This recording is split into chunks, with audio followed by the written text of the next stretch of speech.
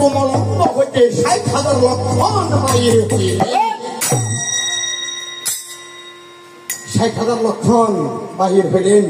60,000 লক্ষণ নিয়ে 60,000 মনির বিদ্যমান দাঁড়ালেন। একটা লক্ষণ বাকি রহিয়া গেলেন। বাকি লক্ষণ বলে অন্য লক্ষণ খাই, আমি কার পদে বস্ত্র বরণ করিব, আমার তো মনি গোসাই নাই। দেখলেন 1 2 3 4 করে গণনা করে চাই, সকল মনি এসেছে, কিন্তু বাল্মীকি ঠাকুর আসে নাই। হনুমানকে পুনরায় পাঠাইলেন। আর হনুমান তখন বাল্মীকি ঠাকুরকে বললেন, ওগো বাল্মীকি ঠাকুর, কইল ভরতবীর আপনাকে নিমন্ত্রণ করেছে, আপনি কেন যাননি? শ্রীরামচন্দ্র বলেছে আপনাকে অতি সত্তরতার যজ্ঞে উপনীত হইতে।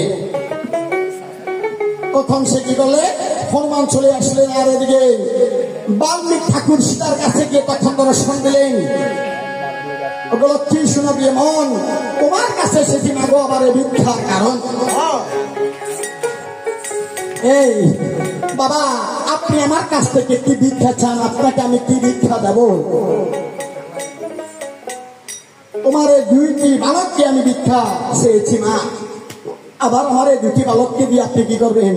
তোমার এই 2টি বালক আমার সাথে অযোধ্যা যাবে, শ্রীরামচন্দ্র যজ্ঞ হবে, সেইখানে তারা রামায়ণ কীর্তন করিবে। কি বলেন মনি গোসাই? আমার এই ছোট ছোট বালক তারা তো কিন্তু অযোধ্যা ছিল না, কেমন করে যাবে?